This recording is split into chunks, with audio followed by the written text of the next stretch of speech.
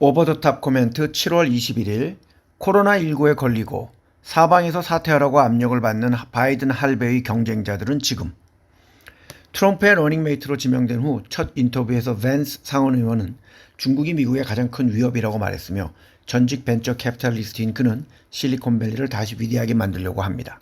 또한 밴스는 우크라이나에 대한 미국의 지원에 대해 확고한 반대자입니다. 한편 하마스에 대항하는 이스라엘의 전쟁을 확고히 지지합니다. 석유 및 가스 산업의 강력한 지지자인 그는 기후변화가 위협이 아니라고 말했습니다.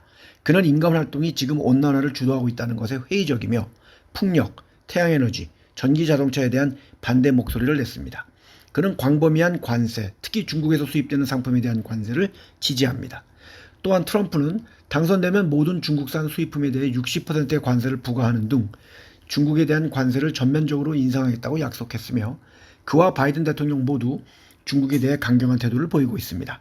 만약 60%의 관세가 부과되면 스위스 은행인 UBS에 의하면 중국의 경제 성장률은 절반 이상 줄어들 것으로 추정이 됩니다. 블룸버그 비즈니스 위크와의 인터뷰에서 트럼프는 자신이 이기면 제롬 파월은 2026년 5월까지 페드의 의장직을 수행하도록 허용할 것이라고 말했으며 법인세율은 15%까지 낮추고 더 이상 틱톡을 금지할 계획이 없다고 했습니다. 또한 그는 JP모건의 CEO를 재무부 장관으로 고려할 것이라고 했습니다.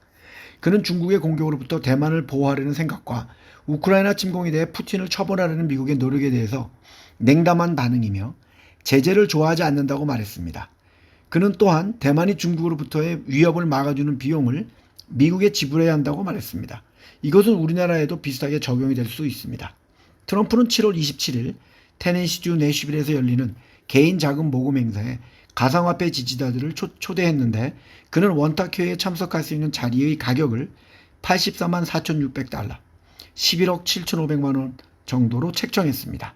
또한 1인당 6만 달러, 8,349만 원 정도 또는 커플당 10만 달러, 1억 3,900만 원 정도의 그와 함께 사진을 찍을 수 있게 했으며 밴스 부통령도 특별 게스트로 나온다고 합니다. 이 행사는 가상화폐 팬들을 위해 주최하는 연례 행사인 비트코인 컨퍼런스 2024에서 개최가 되는데 이날 트럼프는 메인 무대에서 연설을 할 예정입니다. 트럼프는 밀워키에서 열린 공화당 전당대회에서 중국이 멕시코 국경 너머에 새 대규모 공장을 짓고 미국에 판매할 자동차를 만들고 있다고 말했습니다. 그는 이 공장은 미국에서 건설될 것이며 미국인이 공장을 운영할 것이라고, 그렇지 않으면 자동차 대당 200%에 달하는 관세를 부과할 것이라고 이야기했습니다. 그러면서 중국 자동차 제조업체가 미국에서 자동차를 생산하는 것을 허용한다는 입장을 거듭 천명했습니다. 이것은 중국과 관련이 있는 자동차의 미국 수출을 차단하고자 했던 바이든 행정부와는 다른 접근 방식입니다. 트럼프의 경제정책은 첫 임기 때와 크게 다르지 않을 수도 있습니다. 새로운 점은 그가 실행하려는 속도와 효율성이라고 생각합니다. 그는 인터뷰에서 이렇게 말했습니다. 우리에게는 훌륭한 사람들이 있었지만 두 번 다시 선택하지 않을 사람들도 있었습니다. 그리고 이제 나는 모두를 압니다. 이제 나는 경험을 쌓았습니다. 라고 했습니다.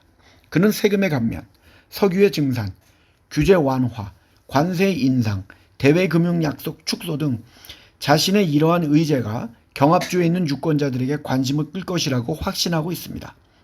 이미 여론조사에 따르면 흑인과 히스패닉계 남성들이 역사적으로 높은 식량 가격, 주택, 휘발유 가격에 지쳐서 공화당으로 이동하고 있다는 징후가 나타났습니다. 바이든은 낮은 실업률과 임금 인상을 포함한 경제 분야에서 고군분투하고 있습니다. 그는 또한 나이 때문에 어려움을 겪고 있기도 합니다. 따라서 많은 민주당 지도자들은 바이든이 대통령직과 함께 하원과 상원에 대한 통제권을 공화당에 넘겨줄 수 있다는 것에 대해서 더욱더 우려하고 있습니다. 그렇게 되면 트럼프는 미국 경제와 글로벌 기업 및 동맹국가의 무역 환경을 만드는데 전례 없이 큰 영향력을 가지게 될 것입니다. 그의 첫 번째 임기 때 그는 맨투맨, 즉 1대1로 일하는 것을 선호한다는 걸 보여주었습니다. 그는 이제 그와 가장 좋은 관계를 맺고 있는 CEO 및 세계의 지도자들에게 이로운 점을 제공하는 동시에 그의 적들은 그를 두려워하게 만들 것으로 보입니다. 하지만 아직 향후에 어떠한 일들이 벌어질지 모르며 심지어 바이든이 곧 사퇴한다는 소문까지 있는 상황이기에 미국 대선이 미국과 세계의 경제에 미치는 영향은 아직은 판단하기가 어렵습니다만 계속해서 주요한 업데이트가 있으면 알려드리겠습니다. 감사합니다.